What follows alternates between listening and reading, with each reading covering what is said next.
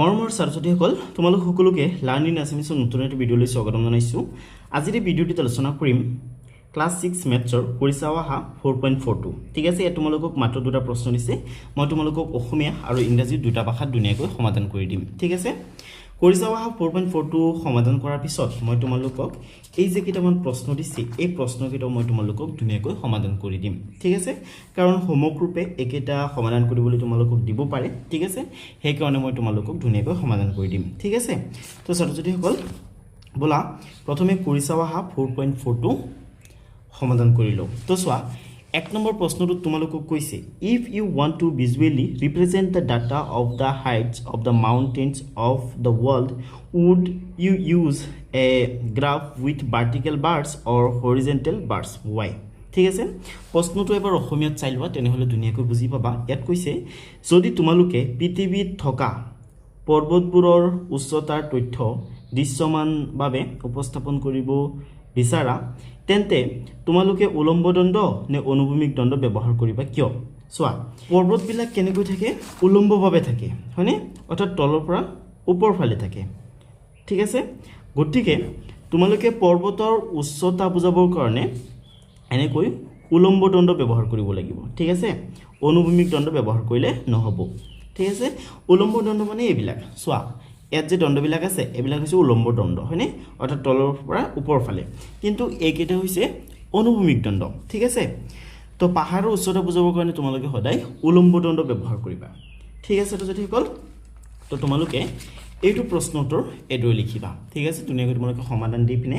এইদৰে লিখিবা যে পৰ্বতৰ উচ্চতা দৃশ্যমান কৰাৰ ক্ষেত্ৰত পৰ্বতৰ উচ্চতা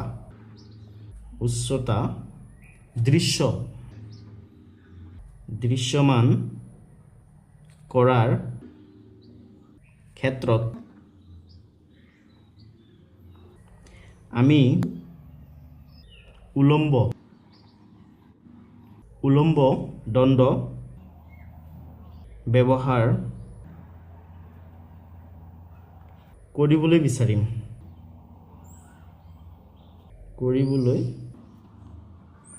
বিচাৰিম।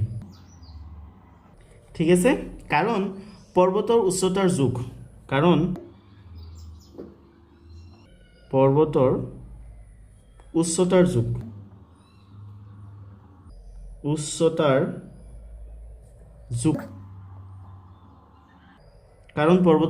জোখ, ভূমিৰ পৰা উলম্ব দিশত লোৱা হয়।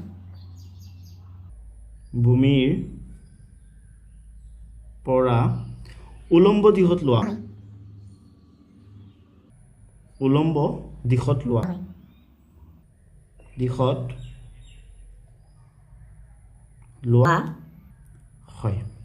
ঠিক আছে, এইদৰে ধুনীয়াকৈ তোমালোকে লিখি ল'বা। ঠিক আছে, ঠিক আছে, তো যোনে যোনে ইংৰাজীত লিখি আছা তেওঁলোকে এইদৰে লিখিবা। ঠিক আছে, তোমালোকে সলিউশ্যন দিবা ইংৰাজীত লিখাসকলে। ঠিক আছে, যোনে যোনে অসমীয়াত লিখিছা ইংৰাজীত লিখিব নালাগে, আৰু ইংৰাজীত লিখাসকলে অসমীয়াত লিখিব নালাগে। ঠিক আছে, okay.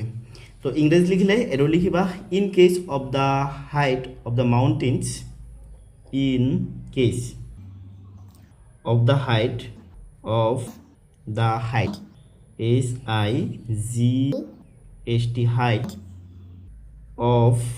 the mountain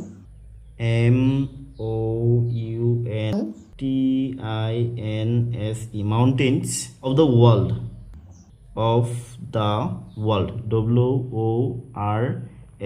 world. In case of the height of the mountains of the world, we will prefer to use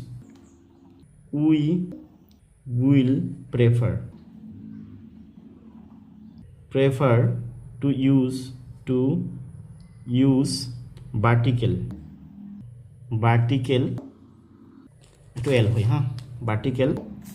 bars, BARS,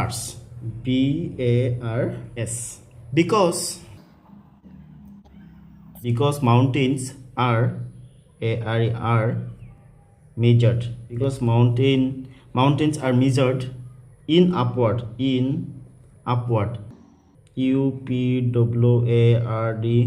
upward direction, DIRECTION. direction from the ground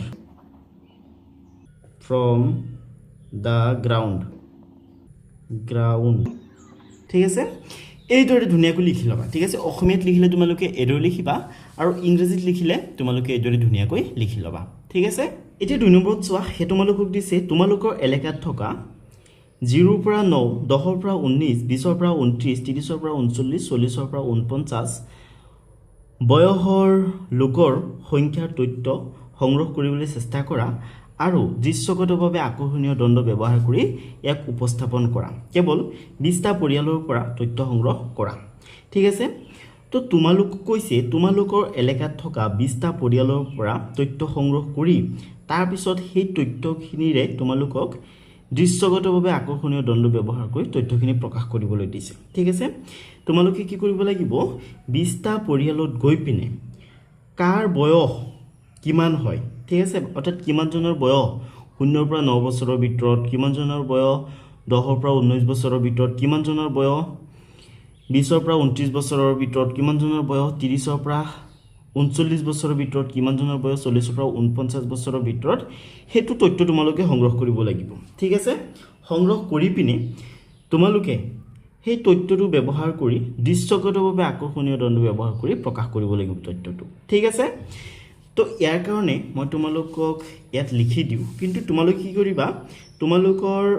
এলেকাত থকা 20টা পৰিয়ালত গৈ পিনে তোমালোকে তথ্যটো ধুনীয়াকৈ সংগ্ৰহ কৰিব অৰ্থাৎ কাৰ বয়স কিমান হয় ঠিক আছে অৰ্থাৎ 0 পৰা 9 বছৰৰ ভিতৰত কিমান ঠিক আছে তেনেকৈ গোটেইকেইটা এজ গ্ৰুপত থকা মানুহৰ সংখ্যা বা জনসংখ্যা তোমালোকে সংগ্ৰহ কৰিবা ঠিক আছে সংগ্ৰহ কৰাৰ পিছত তোমালোকে এইদৰে ধুনীয়াকৈ তালিকা এটা বনাবা ওপৰত সমাধান দিবা সমাধান দি পিনি এইদৰে তালিকা এটা বনাবা ঠিক আছে ইয়াত মই লিখিছো বয়সৰ গোট বছৰত ঠিক আছে ইয়াত আছে লোকৰ সংখ্যা অৰ্থাৎ মানুহৰ সংখ্যা আৰু ঠিক আছে তো বয়সৰ গোট কেইটা তোমালোকে ইয়াৰ পৰা চাই ধুনীয়াকৈ লিখিবা ঠিক আছে তো প্ৰথমটো গোট হৈছে 0 পৰা 9 বছৰৰ ঠিক আছে তাৰ পিছৰটো হৈছে 10 পৰা 19 বছৰৰ হয়নে তাৰ পিছৰটো হৈছে 20 পৰা 29 বছৰৰ হয়নে তাৰ পিছৰটো হৈছে 30 পৰা 39 বছৰৰ হয়নে তাৰ পিছৰটো হৈছে 40 পৰা 49 বছৰৰ ঠিক আছে এইদৰে তোমালোকে বয়সৰ গোটকেইটা ধুনীয়াকৈ ইয়াৰ পৰা চাই লিখি ল'বা ঠিক আছে লিখাৰ পিছত তোমালোকে এই যে 20টা পৰিয়ালত গৈ গড়ে গৈ যে তোমালোকে তথ্যখিনি সংগ্ৰহ কৰিলা তাৰ পৰা তোমালোকে মানে 0 পৰা 9 বছৰ বয়সৰ কিমানজন হেৰি পাইছা মানুহ পাইছা হেতু সংখ্যা তোমালোকে ইয়াত লিখিবা ধৰি লোৱা মই 20 লিখিছো ঠিক আছে ধৰি লোৱা 10 পৰা 19 বছৰৰ মই 30 জন সদস্য পাইছো বুলি ধৰি ললো ঠিক আছে তাৰ পিছত 20 পৰা 29 বছৰৰ ধৰি লোৱা 40 জন সদস্য পোৱা গৈছে ঠিক আছে তাৰ পিছত 30 পৰা 39 বছৰৰ ধৰি লোৱা 30 জন সদস্য পোৱা গৈছে আৰু ধৰি লোৱা 40 পৰা 49 বছৰৰ ধৰি লোৱা 50 জন সদস্য পোৱা গৈছে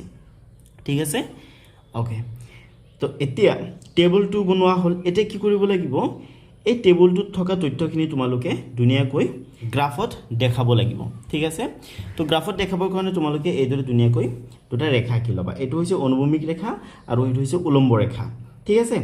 তো তোমালোকে স্কেল পাত ব্যৱহাৰ কৰি এইদৰে ধুনীয়াকৈ হেৰি কৰিব লাগিব ঠিক আছে প্ৰতি সেন্টিমিটাৰৰ মূৰে এটা এটাকৈ দাগ দিব লাগিব ঠিক আছে ওকে এইদৰে ধুনীয়াকৈ তোমালোকে স্কেল পাত বহাই ল'বা ঠিক আছে তো এটো হৈছে সোয়া 1 সেন্টিমিটাৰৰ মূৰত এটা দাগ দিছো 2 সেন্টিমিটাৰৰ মূৰত এটা দাগ দিম 3 সেন্টিমিটাৰৰ মূৰত এটা দাগ দিম তাৰ পিছত 4 5 6 7 8 9 10 11 ঠিক আছে এইদৰে মই দাগকেইটা দি লৈছো তোমালোকে ধুনীয়াকৈ দাগকেইটা দি লবা ঠিক আছে আৰু এইটো ৰেখাটো তোমালোকে ধুনীয়াকৈ দাগ দিব লাগিব ঠিক আছে প্ৰতি সেন্টিমিটাৰৰ মূৰে এটা এটাকৈ দাগ দিবা 1 2 3 4 5 6 7 8 9 10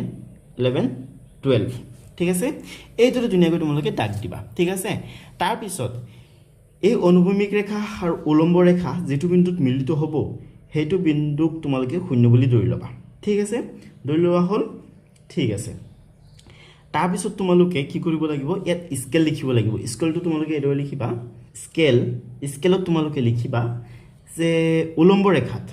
ঠিক আছে উলম্ব ৰেখা মানে এই ৰেখাটো ঠিক আছে উলম্ব ৰেখাত এক একক সমান কি এক একক সমান 10 জন মানুহ ঠিক আছে 10 জন মানুহ উলম্ব ৰেখাত এক একক সমান সমান 10 জন মানুহ ঠিক আছে তো তোমালোকে ইয়াত কি কৰিব লাগিব ইয়াত 10 10 বঢ়াই থাকিব লাগিব ঠিক আছে অৰ্থাৎ এইটো লিখিব লাগিব 10 20 30 40 50 60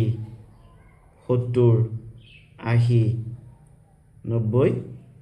100 ঠিক আছে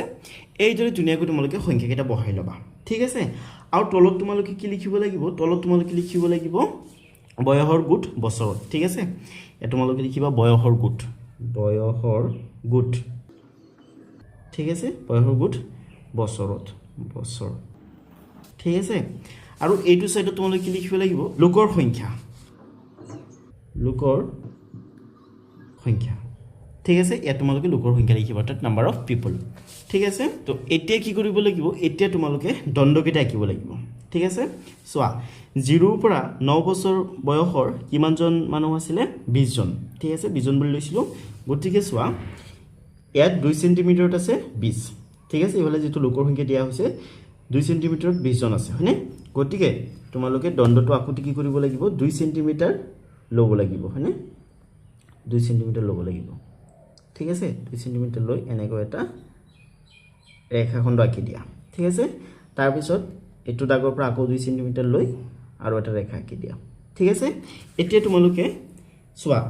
এই 20 ৰ পৰা যদি তোমালোকে মিলোৱা তেনেহলে তোমালোকে দেখিবলৈ পাবা যে 20 ৰ সৈতে ধুনীয়াকৈ মিল খাইছে ঠিক আছে এইদৰে তোমালোকে ধুনীয়াকৈ দণ্ডকেইটা আঁকিব লাগিব ঠিক আছে ইয়াত তোমালোকে ওপৰত 20 বুলি লিখিবা আৰু ইয়াত তোমালোকে লিখিবা 0 ৰ পৰা 9 ঠিক আছে ওকে তো বাকি কেইটা তোমালোকে ধৰাই কিব লাগিব তাৰ পিছৰ যেটো বয়সৰ গোট আছে এটো কাৰণে আমি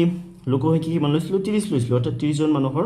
30 জন মানুহ বুলি ধৰি লৈছিলো হয়নে গতিকে তোমালোকে কি কৰিব লাগিব চোৱা 30 জন মানুহ কেই সেন্টিমিটাৰত আছে 1 সেন্টিমিটাৰ 2 সেন্টিমিটাৰ 3 সেন্টিমিটাৰত আছে হয়নে গতিকে তোমালোকে কি কৰিব লাগিব 3 সেন্টিমিটাৰ ল'ব লাগিব ঠিক আছে এইদৰে তোমালোকে 3 সেন্টিমিটাৰ লৈ ল'বা অৰ্থাৎ 3 একক আৰু ঠিক আছে 3 একক লৈ ল'বা 3 একক লৈ এইদৰে এটা ৰেখাখণ্ড আঁকি দিবা আকৌ এটো বিন্দুৰ পৰা 3 একক লৈ এইটো এটা ৰেখাখণ্ড আঁকি দিবা হল এতিয়া তোমালোকে যি ইয়াৰ পৰা মিলোৱা 30 ৰ পৰা তেনেহলে দেখিবা ধুনীয়াকৈ মিল খাইছে তাৰ পিছত এইটো তোমালোকে মিলাই দিয়া ওপৰত 30 বুলি লিখি দিয়া আৰু তলত তোমালোকে কি লিখিব লাগিব 10 to 19 হয়নে অৰ্থাৎ 10 ৰ পৰা 19 ঠিক আছে হল ওকে তাৰ পিছত চোৱা 20 ৰ পৰা 29 বছৰ বয়সৰ কেইজন লৈছিলো 40 জন হয়নে এতিয়া 40 চোৱা ক'ত আছে ইয়াত আছে 40 হয়নে কেই সেন্টিমিটাৰ 10 1 2 3 4 4 সেন্টিমিটাৰত 40 জন হয়নে গতিকে তোমালোকে কি কৰিব লাগিব 4 সেন্টিমিটাৰ ল'ব লাগিব ঠিক আছে এইদৰে তোমালোকে 4 সেন্টিমিটাৰৰ পৰা এইদৰে তোমালোকে এটা লম্ব আঁকি দিব লাগিব বা ৰেখাখণ্ড আৰু এইটো বিন্দুৰ পৰা এটা ৰেখাখণ্ড আঁকি দিব লাগিব তাৰ পিছত তোমালোকে যদি এই 40 সৈতে মিলোৱা তেনেহলে দেখিবা ধুনীয়াকৈ মিল খাইছে ঠিক আছে ওকে এটা তোমালোকে 40 আঁকি দিয়া আৰু ইয়াত তোমালোকে লিখি দিয়া 20 ৰ পৰা 29 হল ঠিক আছে তাৰ পিছত চোৱা কিমান আছে এইটো গোটত কিমান আছে 30 জন হয়নে 30 ৰ কাৰণে তোমালোকে কেই সেন্টিমিটাৰ ল'ব লাগিব 3 সেন্টিমিটাৰ ল'ব লাগিব ঠিক আছে 3 সেন্টিমিটাৰ ল'লে হৈ যাব এইদৰে ধুনীয়াকৈ তোমালোকে স্কেল পাত বহাই ল'বা 3 সেন্টিমিটাৰৰ পৰা তলফালে তোমালোকে তাত ৰেখাখণ্ড আঁকিবা আকৌ এইটো বিন্দু ধুনীয়াকৈ বহাই পিনে তোমালোকে 3 সেন্টিমিটাৰৰ পৰা তলফালে ৰেখাখণ্ড আঁকি দিবা ঠিক আছে এতিয়া তোমালোকে এই দুটা ধুনীয়াকৈ মিলাই দিয়া এটা তোমালোকে লিখিবা 30 ওকে আৰু এটা তোমালোকে লিখিবা 30 ৰ পৰা 39 লৈকে ঠিক আছে তাৰ পিছত চোৱা হেখৰ বয়সৰ গোটটোত কিমান লৈছিলো 50 জন লৈছিলো হয়নে গতিকে 50 ৰ কাৰণে কেই সেন্টিমিটাৰ হ'ব চোৱা ইয়াত আছে 50 হয়নে তো 50 ৰ কাৰণে তোমালোকে এই সেন্টিমিটাৰ ল'ব লাগিব 5 সেন্টিমিটাৰ ল'ব লাগিব হয়নে তোমালোকে ইয়াত জুখি পিনে চাব পাৰা 5 সেন্টিমিটাৰ ঠিক আছে গতিকে তোমালোকে ধুনীয়াকৈ 5 সেন্টিমিটাৰ লৈ ল'বা ঠিক আছে এইদৰে বহাই পিনে তোমালোকে ধুনীয়াকৈ ইয়াৰ পৰা 5 সেন্টিমিটাৰৰ পৰা তলফালে এটা দাগ দি ল'বা আৰু ইয়াৰ পৰা তোমালোকে তলফালে এটা দাগ দি ল'বা ঠিক আছে তাৰ পিছত তোমালোকে এই দুটা মিলাই দিবা ওকে তোমালোকে এটোৰ লগত মিলাই চাব পাৰা ঠিক আছে ধুনীয়াকৈ মিল খাব তোমালোকে 50 বুলি লিখি দিবা আৰু তোমালোকে লিখি দিবা 40 to 49 ঠিক আছে এই দুটি ধুনীয়াকৈ তোমালোকে লিখি পেলাবা হ'ব ঠিক আছে আশা কৰোঁ বুজি পাইছা তো ছাত্ৰ-ছাত্ৰীসকল মই তোমালোকক আৰম্ভণিৰ পৰা আকৌ এবাৰ দেখাই দিওঁ ঠিক আছে লাগিলে তোমালোকে ভিডিওটো পোষ্ট কৰি পিনে লিখি ল'ব পাৰা স্কেলটো যদি ধুনীয়াকৈ লিখিবা ওকে আৰু তোমালোকে গ্ৰাফটো এইদৰে লিখিবা লেগটো এইদৰে তোমালোকে ধুনীয়াকৈ লিখি ল'বা ঠিক আছে ওকে তো ভিডিওটো কেনেকুৱা লাগি আছে তোমালোকে মোক কমেন্টত জনাব পাৰা আৰু ভিডিওটো যোনে লাইক কৰা নাই কৰি দিব পাৰা আৰু যোনে সাবস্ক্ৰাইব কৰা নাই সাবস্ক্ৰাইব কৰি দিব পাৰা তো ছাত্ৰ-ছাত্ৰীসকল এতিয়া এই যে 2 নম্বৰ প্ৰশ্নটো দিছে এই প্ৰশ্নটোৰ উত্তৰ তোমালোকে এবাৰ ইংৰাজীত চাই লোৱা কাৰণ বহুতে ইংৰাজীটো লিখে ঠিক আছে ওকে যোনে ইংৰাজীত লিখি আছিল তোমালোকে এইদৰে ধুনীয়াকৈ লিখি ললেই হ'ল ঠিক আছে এটা তোমালোকে লিখিবা এজ গ্ৰুপ ইয়াৰ্ছত অৰ্থাৎ বছৰত নাম্বাৰ অফ পিপল অৰ্থাৎ মানুহৰ সংখ্যা বা লোকৰ সংখ্যা ঠিক আছে এজ গ্ৰুপ কেইটা ইয়াত থাকিব আৰু মানুহৰ সংখ্যা ইয়াত থাকিব ঠিক আছে তাৰ পিছত তোমালোকে গ্ৰাফটো আঁকিব লাগিব গ্ৰাফটোৰ কাৰণে তোমালোকে স্কেলটো এইদৰে লিখিবা যে on the vertical line 1 unit equal 10 পিপল ঠিক আছে তাৰ পিছত তোমালোকে গ্ৰাফটো এইদৰে ধুনীয়াকৈ আঁকিবা দুটা তোমালোকে প্ৰথমে ৰেখা আঁকি ল'বা সেইটো হেৰি অনুভূমিক ৰেখা আৰু এইটো উলম্ব ৰেখা উলম্ব ৰেখাটোত থাকিব নাম্বাৰ অফ পিপল আৰু অনুভূমিক ৰেখাটোত থাকিব এজ গ্ৰুপ কেইটা ঠিক আছে তো এইদৰে তোমালোকে ধুনীয়াকৈ গ্ৰাফটো আঁকিব লাগিব ঠিক আছে ছাত্ৰ-ছাত্ৰীসকল কৰি চাওহা 4.4 আলোচনা কৰা কমপ্লিট হ'ল এতিয়া বলা এইকেইটা প্ৰশ্নটো আলোচনা কৰোঁ ইয়াত তোমালোকক কৈছে যে ওপৰৰ দণ্ডচিত্ৰৰ পৰা তলত দিয়া প্ৰশ্নবোৰৰ উত্তৰ দিবলৈ চেষ্টা কৰা ঠিক আছে তোমালোকক এই যে প্ৰশ্নকেইটা দিছে এই প্ৰশ্নকেইটাৰ উত্তৰ তোমালোকক ইয়াৰ পৰা দিবলৈ কৈছে ঠিক আছে এইটো দণ্ডচিত্ৰৰ পৰা দিবলৈ কৈছে ঠিক আছে তো চোৱা প্ৰথমটো প্ৰশ্নত কি কৈছে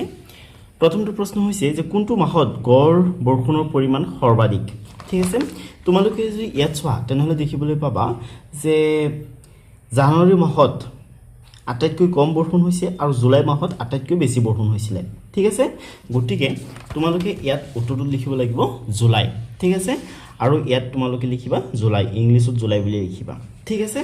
তাৰ পিছৰটো প্ৰশ্নত চোৱা ইয়াত কৈছে যে কোনটো মাহত গড় বৰষুণৰ পৰিমাণ আটাইতকৈ কম